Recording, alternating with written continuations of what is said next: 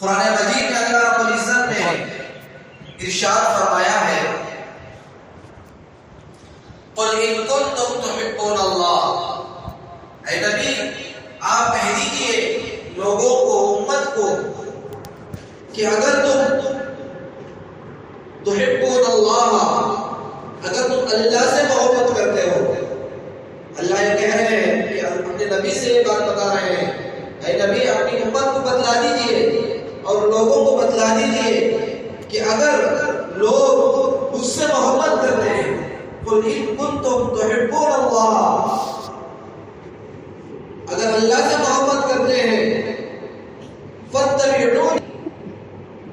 تو اللہ رب العزت نے اپنے پیارے حبیب صلی اللہ علیہ وسلم کو فرمایا کہ تمہیں چاہیے کہ تم میری اتباع کرو، میرے بتائے ہوئے طریقے پر چلو، میری لائی ہوئی شریعت پر چلو۔ اللہ نے جن کاموں کو کرنے کا حکم عطا فرمایا ہے اور اللہ رب العزت نے جن کاموں سے رکنے کا حکم فرمایا ہے، اس پر عمل کرو اور میری لائی ہوئی شریعت کی اتباع کرو۔ تو آگے فرمایا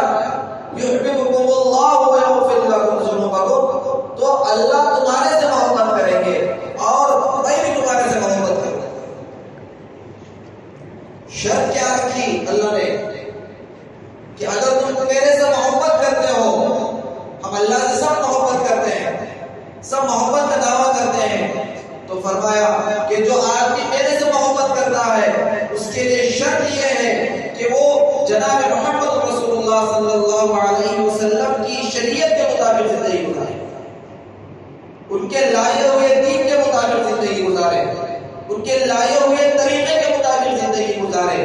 قرآن کے مطابق زندگی گزارے، حدیث کے مطابق زندگی گزارے گا تو اللہ نے فرمایا کہ یحببکم اللہ، اللہ تمہارے سے محبت کرے۔ یہ کتنی بڑی خوشخبری اللہ نے عطا فرمائی۔ جب اللہ ہمارے سے محبت کریں گے، جب اللہ ہمارے سے پیار کریں گے تو ہمارا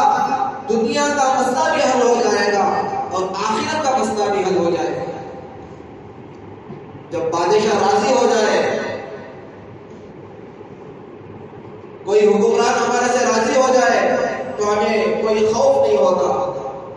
اس لیے کہ ہم بادشاہ کے پناہ میں آ گئے ہیں۔ تو وہ تو بادشاہوں کا بادشاہ ہے،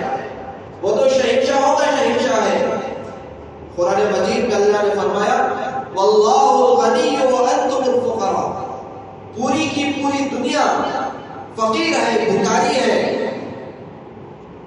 اور عاجز ہے، لیکن اللہ غنی ہے، اللہ بہت بڑے ہیں۔ جب اللہ ہمارے سے راضی ہونے کا دعویٰ کر رہے ہیں، جب اللہ ہمارے سے راضی ہو جائیں گے، واللہ الغنی وانتم الفقراء، اللہ سب سے بڑے بادشاہ ہیں، سب سے بڑے مالدار ہیں، وہ شہنشاہوں کے شہنشاہ ہیں۔ وہ اللہ یہ کہہ رہے ہیں کہ جب میرے سے محبت کرتے ہو، میرے نبی سے محبت کرتے ہو، تو اللہ نے فرمایا میں آپ سے محبت کرتا ہوں، میں تمہارے سے راضی ہو جاتا ہوں۔ جیسا کہ قرآن مجید میں صحابہ اکرام رضوان اللہ تعالی علیہم اجمعین کے بارے میں آتا ہے رضی اللہ عنہم ورضوا عنہ، صحابہ اللہ سے راضی ہو رہے اور اللہ صحابہ سے راضی ہو رہے، تو دنیا بھی ان کی بن گئی اور آخرت بھی ان کی بن گئی۔ اسی طریقے سے جب ہم اللہ کے بتائے ہوئے طریقے پر چلیں گے اور رسول اللہ صلی اللہ علیہ وسلم کی شریعت مطہرہ کے مطابق ہماری زندگی گزرے گی تو میرے عزیز دوستوں کہ اللہ ہمارے سے محبت کرنے والے ہو جائیں گے اور ہمارا دنیا کا مسئلہ بھی حل ہو جائے گا اور ہمارے آخرت کا بھی مسئلہ حل ہو جائے گا۔ آج جو دنیا میں لوگ پریشان ہیں اور الگ الگ قسم کی پریشانیوں میں مبتلا ہیں، یہ سب کچھ اللہ کے دین سے دوری کا نتیجہ ہے۔ قرآن مجید میں اللہ نے فرمایا وَمَنْ أَعْرَضَ عَنْ ذِكْرِي فَإِنَّ لَهُ مَعِيشَةً ضَنكًا، جو لوگ میرے دین سے دور بھاگتے ہیں، جو لوگ میرے قرآن سے دور بھاگتے ہیں، جو لوگ میرے نبی صلی اللہ علیہ وسلم کی شریعت سے دور بھاگتے ہیں اور اس پر عمل نہیں کرتے اور وہ دنیا کی چیزوں کو حاصل کر کر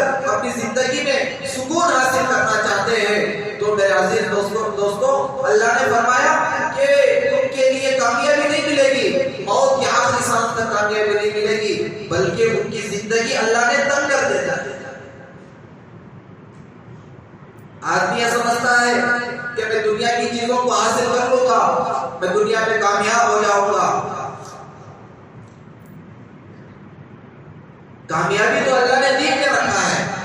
کامیابی تو اللہ نے قرآن میں رکھا ہے، کامیابی تو اللہ نے جناب محمد رسول اللہ صلی اللہ علیہ وسلم کی سیرت میں، ان کے اخلاق میں، ان کے کردار میں اور ان کی حدیث میں رکھا ہے۔ تو فرمایا اللہ رب العزت نے وَمَنْ عَارَضَ عَنْ ذِكْرِي، جو لوگ میرے دین سے دور بھاگتے ہیں اور میرے دین پر عمل نہیں کرتے، وَمَنْ عَارَضَ عَنْ ذِكْرِي فَإِنَّ لَهُ مَعِيشَةً ضَنكًا، میں ان کی زندگیوں کو تنگ کر دیتا ہوں، ان کی زندگیوں کو الجھن میں ڈال دیتا ہوں، پریشانیوں میں ڈال دیتا ہوں۔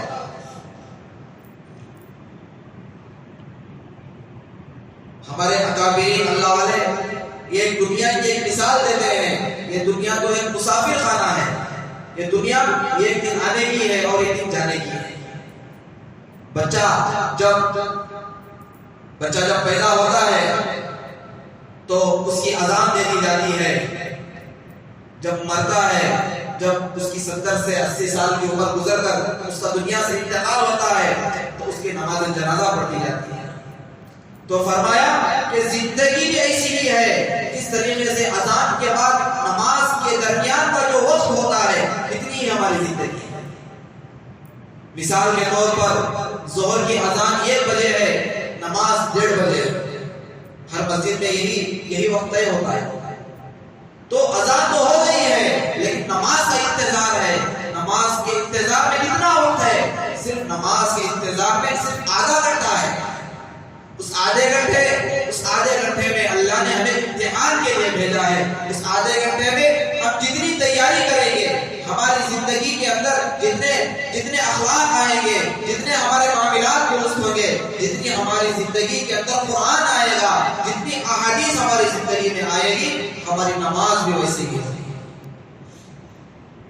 کتنی بہترین مثال ہمارے اکابرین نے فرمائی۔ میرے عزیز دوستوں، یہ مختصر سی زندگی ہے، یہ مختصر سا وقت لے کر ہم لوگ آئے ہیں یہاں۔ ہماری اذان تو ہو گئی ہے، ہمارے کانوں میں اذان دے دی گئی ہے، صرف نماز جنازہ ادا کرنی ہے، لیکن جو اس کے درمیان میں جو وقت ہے وہ ہماری تیاری کا وقت ہے۔ اگر ہم اس وقت کو غنیمت جان کر ہماری زندگی کو بنائیں گے، ہماری نماز کو بنائیں گے، ہمارے معاملات کو بنائیں گے، ہمارے اخلاق کو بنائیں گے، ہمارے حسن سلوک کو بنائیں گے، ہمارے لین دین کو درست کریں گے، ہماری زبان کی حفاظت کریں گے، ہماری آنکھوں کی حفاظت کریں گے، ہمارے کانوں کی حفاظت کریں گے، تو ہمارا ہمارے آخر میں جو موت کا وقت آئے گا، اس موت کے وقت میں ہمارے لیے آسانی ہوگی۔ دنیا میں بھی اللہ ہمارے لیے آسانی کے فیصلے فرمائیں گے، اور موت کے بعد جو لامحدود زندگی ہے اللہ تعالیٰ اس میں بھی کامیابی عطا فرمائیں گے۔ قرآن میں اللہ رب العزت نے ارشاد فرمایا الا بذکر اللہ تطمئن القلوب، اے میرے بندو اگر تم سکون چاہتے ہو، اگر تم اطمینان چاہتے ہو، دنیا کے اندر بھی سکون چاہتے ہو اور مرنے کے بعد جو لامحدود زندگی ہے اس میں بھی سکون چاہتے ہو، تو یہ کام کر لو، دنیا میں بھی سکون مل جائے گا اور آخرت میں بھی سکون مل جائے گا۔ وہ چیز کیا ہے؟ وہ چیز کیا ہے؟ فرمایا کہ ہمارے دلوں کے اندر اللہ کی محبت کو بٹھاؤ۔ جس بندے کے دل کے اندر اللہ کی محبت آ جائے گی اور اس کا دل اللہ اللہ کرنے والا بن جائے گا، اور اس کا دل اللہ کا ذکر کرنے والا بن جائے گا، اللہ کی بڑائی کرنے والا بن جائے گا،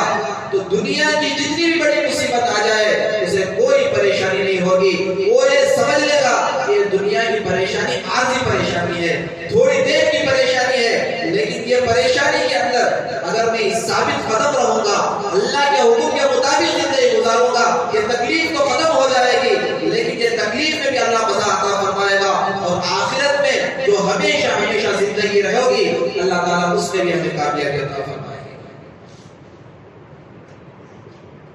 اسی لیے فرمایا قل ان کنتم تحبون اللہ فاتبعونی یحببکم اللہ ویغفر لکم ذنوبکم، اگر اے نبی کہہ دیجئے کہ اگر تم میرے سے محبت کرتے ہو تو لوگوں کو بتلا دیجئے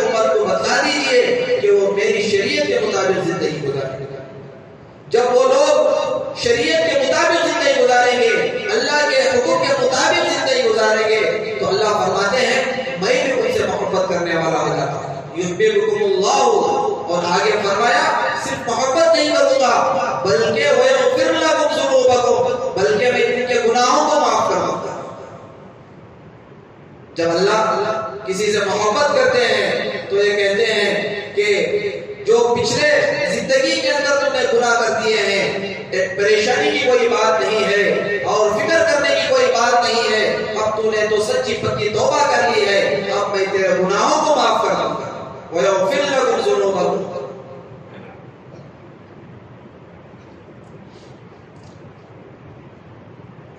और एक आयत में अल्लाह रब्बुल इज्जत इरशाद फरमाते हैं वमा आताकुमुर रसूल फखुज़ूहु वमा नहाकुम अन्हु फंतहू। कुरान मजीद में अल्लाह ने फरमाया कि तुम्हारे नबी मोहम्मद अरबी सल्लल्लाहु अलैहि वसल्लम ने जो बातें आप हजरात को बतलाई हैं उन चीजों को तुम ले लो, तुम्हें चाहिए कि उसे एक्सेप्ट कर लो, उसे अपनी जिंदगी में उतार लो। मा आताकुमुर रसूल, जो रसूल दुनिया में शरीयत लेकर आए, जो रसूल दुनिया में हदीस लेकर आए, अपने पैगाम को लेकर आए, उस पैगाम को हमें चाहिए कि हासिल कर लो, उसे अपनी जिंदगी में उतार लो, उसे अपनी जिंदगी के अंदर बसा लो। मा आताकुमुर रसूल फखुज़ूहु, हमें चाहिए कि हम अल्लाह के नबी सल्लल्लाहु अलैहि वसल्लम की लाई हुई शरीयत को हासिल कर लें। और आगे फरमाया वमा नहाकुम अन्हु फंतहू, और जिस चीज से अल्लाह के नबी अलैहिस्सलातु वस्सलाम ने हमें मना फरमाया है, दूर रहने का हुक्म दिया है, परहेज करने का हुक्म दिया है, उन चीजों से बच जाओ, यही तुम्हारे लिए भलाई है।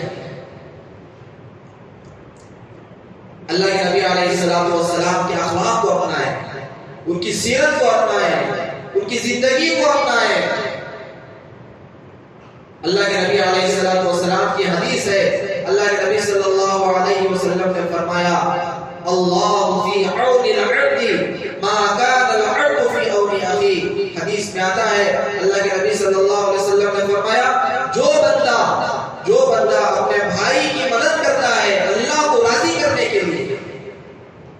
जो बंदा अपने बहन की मदद करता है अल्लाह को राजी करने के लिए, जो बंदा अपने वालिदैन की खिदमत करता है अल्लाह को राजी करने के लिए, जो बंदा अपने अड़ोस पड़ोस के लोगों की मदद करता है अल्लाह को राजी करने के लिए,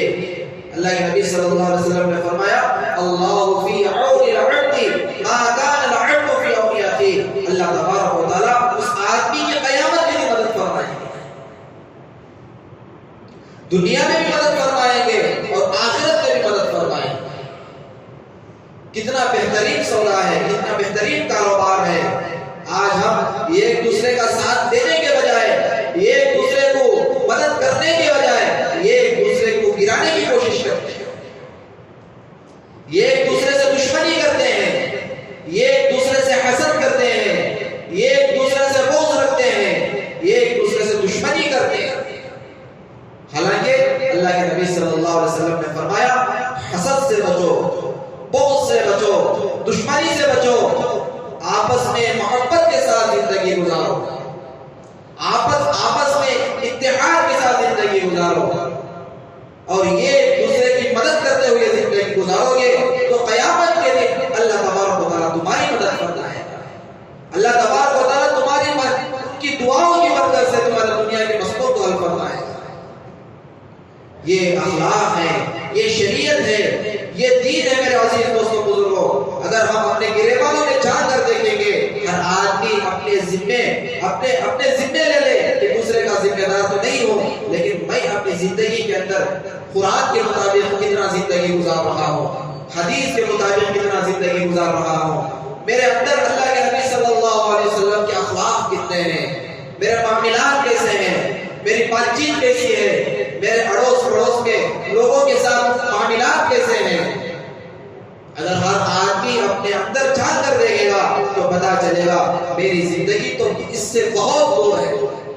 कुरान से बहुत दूर है,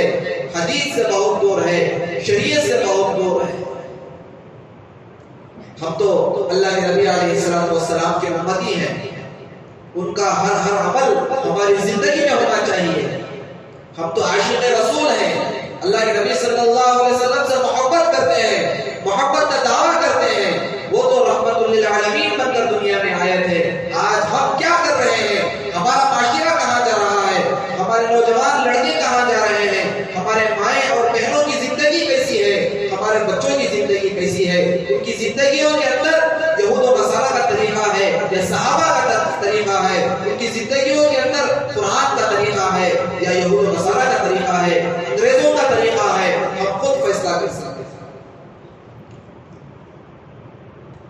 آتا ہے اللہ کے نبی صلی اللہ علیہ وسلم نے فرمایا جو آدمی جس قوم کی مشابہت اختیار کرتا ہے،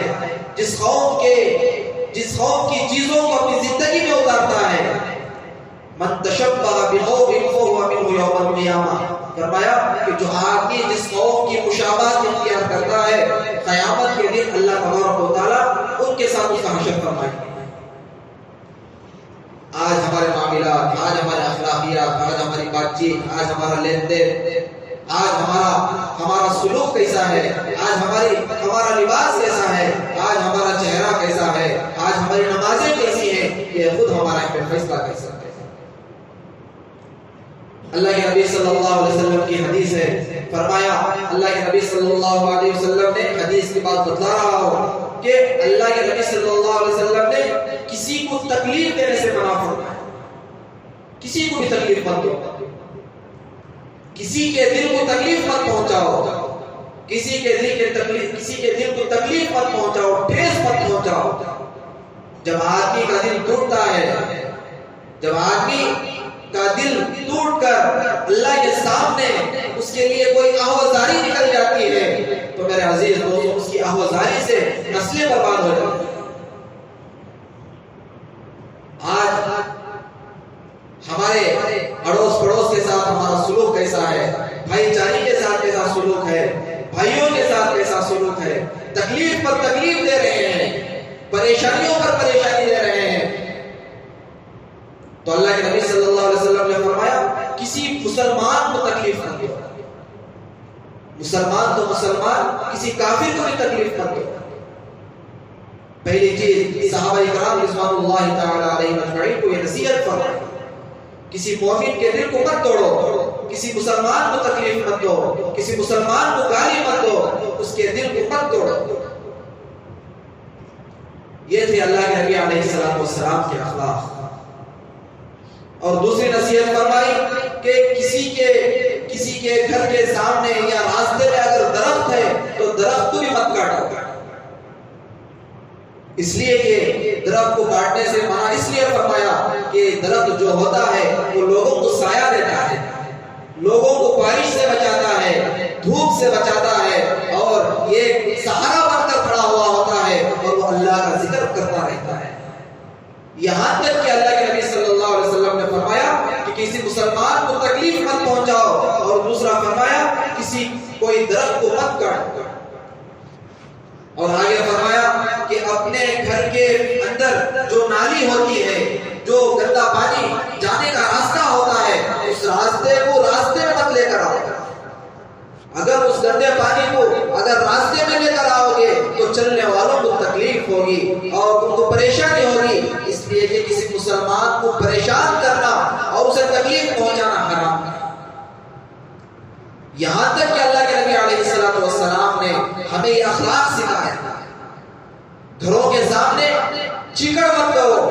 کوڑا کرکٹ مت ڈالو، گندگی مت کرو، اس لیے کہ چلنے پھرنے والے لوگوں کو تکلیف ہوتی ہے۔ یہی ہے میرے عزیز دوستوں بزرگوں، یہی اللہ کے نبی علیہ السلام کی سیرت ہے، یہی اللہ کے نبی علیہ السلام کے اخلاق ہے کہ ہمیں ان کی سیرت کو، ان کے اخلاق کو ہماری زندگی میں اتارنا۔ اللہ کے نبی علیہ السلام ایک مرتبہ کچھ صحابہ آرام کر رہے ہیں اور کچھ صحابہ بیٹھے ہوئے ہیں۔ اللہ کے نبی علیہ السلام مجلس میں داخل ہوتے ہیں،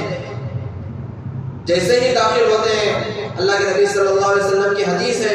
افشوا السلام بینکم، کہ سلام کو پھیلاؤ، سلام کو عام کرو، یہ ایک دوسرے کو سلام کرو، اس لیے کہ سلام کرنے سے لوگوں کے دلوں کے اندر محبت پیدا ہوتی ہے، نفرتیں ختم ہوتی ہے، دشمنی ختم ہوتی ہے، اور یہ ایک دوسرے کے لیے دعائی کلمات ہیں، اللہ آپ کو سلامت رکھے۔ پھر وہ جواب میں یہ کہتے ہیں کہ اللہ آپ کو بھی سلامت رکھے۔ اللہ کے نبی صلی اللہ علیہ وسلم خصوصاً سلام پھیلانے کے لیے بازار جایا کرتے ہیں، لوگوں کو سلام کرو، لوگوں کو دعائیں دو، لوگوں کو اچھی بات بتلاؤ۔ آج ہم آمنے سامنے سے گزرتے ہیں، یہ ایک دوسرے کو سلام تک نہیں کرتے، یہ ایک دوسرے کو خیریت تک معلوم نہیں کرتے، اتنے مصروف ہو گئے۔ اور افسوس کی بات یہ ہے کہ چہرہ ایسا ہوا ہوتا ہے کہ پتہ پتہ بھی نہیں چلتا کہ مسلمان ہے یا نہیں ہے۔ تو جب آدمی آپس میں سلام کو پھیلائے گا تو اللہ تبارک و تعالیٰ سلام کی برکت سے لوگوں کے دلوں کے اندر محبت کو پیدا کرتا ہے۔ یہ بھی اللہ کے نبی علیہ السلام کی بہت بڑی سنت ہے۔ آج ہمارا معاشرہ اس سے بہت دور ہے۔ گھر میں ایک مرتبہ جا رہے ہیں سلام کرو، دوسری مرتبہ جا رہے ہیں سلام کرو، بچوں کو سلام کرنے کی عادت ڈالو، اپنے رشتہ داروں سے مل رہے ہیں تو پہلے سلام کرو۔ السلام قبل الکلام، بات کرنے سے پہلے ہمیں چاہیے کہ ہم ایک دوسرے کو سلام کریں، ایک دوسرے کو سلامتی کی دعا دیں۔ آج ہم سلام کو بھول گئے ہیں۔ یہ بہت بڑی دعا ہے۔ سلام کی برکت سے اللہ تبارک و تعالیٰ بہت ساری پریشانیوں سے حفاظت فرماتے ہیں۔ تو اللہ کے نبی علیہ السلام اس مجلس میں داخل ہوتے ہیں تو کچھ صحابہ آرام کر رہے ہوتے ہیں اور کچھ صحابہ بیدار رہتے ہیں۔ تو اللہ کے نبی صلی اللہ علیہ وسلم جب اندر داخل ہوتے ہیں تو سلام آہستہ سے کرتے ہیں، بہت آہستہ سے کرتے ہیں۔ صحابہ پوچھتے ہیں اے اللہ کے نبی علیہ السلام، آپ نے تو سلام تو کیا لیکن بہت آہستہ سے کیا، کیا ماجرا ہے، کیا معاملہ ہے؟ تو میرے عزیز دوستوں بزرگوں، سلام کرنا تو سنت ہے، لیکن جناب محمد رسول اللہ صلی اللہ علیہ وسلم نے جو ہمیں سبق سکھلایا ہے، جو درس ہمیں دیا ہے، وہ سوچنے کی بات ہے۔ اللہ کے نبی صلی اللہ علیہ وسلم فرماتے ہیں اگر میں سلام زور سے کروں گا، جو لوگ آرام کر رہے ہیں ان کی نیند میں خلل ہو جائے گا، اسی لیے میں سلام زور سے نہیں کیا، میں آہستہ سے کیا۔ جو لوگ بیدار ہیں وہ لوگ سلام کا جواب دے دیں، جو آرام کر رہے ہیں ان کو سونے میں کوئی تکلیف نہ ہو۔ یہاں تک کہ اللہ کے نبی علیہ السلام نے ایک آدمی کی نیند کے اندر خلل بھی نہیں ڈالا۔ تو ہمیں چاہیے کہ ان تمام چیزوں کو اپنی زندگی میں اتاریں، ہماری زندگیوں کے اندر بھی ایسے اخلاق کو پیش کریں، غیر دیکھ کر ہمارے دین میں داخل ہونے پر مجبور ہو جائیں۔ فتح مکہ کا موقع، اللہ کے نبی علیہ السلام جب مکے کے اندر 13 سال تک اللہ کی وحدانیت کو بتلاتے رہے اور 13 سال تک بہت پریشانی اٹھائی، تکالیف اٹھائی اور مصیبتیں اٹھائی۔ جب اللہ تبارک و تعالیٰ مکہ فتح فرمایا، مکہ کامیاب ہو گیا، تو پورے کفار، پورے دشمنان اسلام مکے کے اندر جمع ہو گئے اور تمام لوگوں کے دلوں کے اندر فکر تاری ہو گئی کہ آج ہمارا حال کیا ہوگا۔ جب ہم مکے کے اندر فاتح تھے تو اللہ کے نبی صلی اللہ علیہ وسلم پر مصیبتیں ڈالی، اور اللہ کے نبی صلی اللہ علیہ وسلم جب نماز کے اندر جاتے، سجدے میں جاتے، تو اللہ کے نبی صلی اللہ علیہ وسلم کے اوپر اونٹ کی اوجڑی ڈالا جاتا، اللہ کے نبی صلی اللہ علیہ وسلم کے اوپر پورا کرکٹ ڈالا جاتا۔ آج ہمارا حال کیا ہوگا؟ اس لیے کہ محمد صلی اللہ علیہ وسلم نے آج مکے کو کامیابی کر دیا ہے اور فاتح ہو گئے ہیں، آج ہمارے ساتھ کیا معاملہ ہوگا؟ پریشان ہیں، اللہ کے نبی صلی اللہ علیہ وسلم کا انتظار کر رہے ہیں، اب آئیں گے محمد صلی اللہ علیہ وسلم، اور جو ہم اللہ کے نبی صلی اللہ علیہ وسلم کو تکلیف پہنچائے ہیں آج ہمارے اوپر بھی وہی بدلہ ہوگا۔ یہ پریشانی کے عالم میں پورے کفار جمع ہوتے ہیں، اللہ کے نبی علیہ السلام داخل ہوتے ہیں، لوگ اللہ کے نبی صلی اللہ علیہ وسلم کی بات کا انتظار کرتے ہیں کہ اب اللہ کے نبی صلی اللہ علیہ وسلم کیا فرمائیں۔ تو اللہ کے نبی علیہ السلام نے فرمایا لا تثریب علیکم اليوم، اللہ اکبر کبیرہ۔ اللہ کے نبی صلی اللہ علیہ وسلم نے فرمایا جو کچھ تم نے مجھے تکلیف دی ہے، پریشان کیا ہے، مجھے میرے اوپر پورا کٹکٹ ڈالا ہے، آج میں اللہ کے لیے تمہیں معاف کرتا ہوں۔ اللہ کتنے بڑے رحمت للعالمین ہیں، کتنے بڑے رحم کرنے والے ہیں۔ جیسے ہی یہ جملہ اللہ کے نبی علیہ السلام کی زبان سے لوگ سنتے ہیں اور اللہ کے نبی صلی اللہ علیہ وسلم فرماتے ہیں آج تم آزاد ہو، آج تمہارے اوپر کوئی پکڑ نہیں ہے، جاؤ، جب اگر تم چاہتے ہو تو مکے کے باہر چلے جاؤ، تمہارے لیے کوئی پریشانی نہیں۔ تو یہ سننا تھا، کفار مشرکین جو ہے فوراً اللہ کے نبی علیہ السلام کے قدموں میں آ کر پڑ جاتے ہیں، اے اللہ کے نبی صلی اللہ علیہ وسلم، اے محمد صلی اللہ علیہ وسلم، آپ نے تو ہمیں آزاد کر دیا،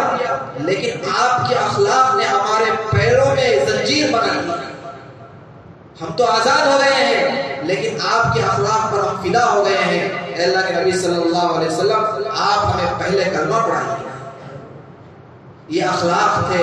یہ اللہ کے نبی صلی اللہ علیہ وسلم کی سیرت تھی، یہ نبی علیہ السلام کی زندگی تھی، جس کی وجہ سے اللہ نے کفار کے دلوں کے اندر اللہ کے نبی صلی اللہ علیہ وسلم کی محبت کو ڈالا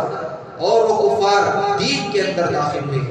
اس لیے ہمیں بھی چاہیے کہ ہمارے زندگیوں کے اندر بھی اللہ کے نبی صلی اللہ علیہ وسلم کے اخلاق پیدا ہو،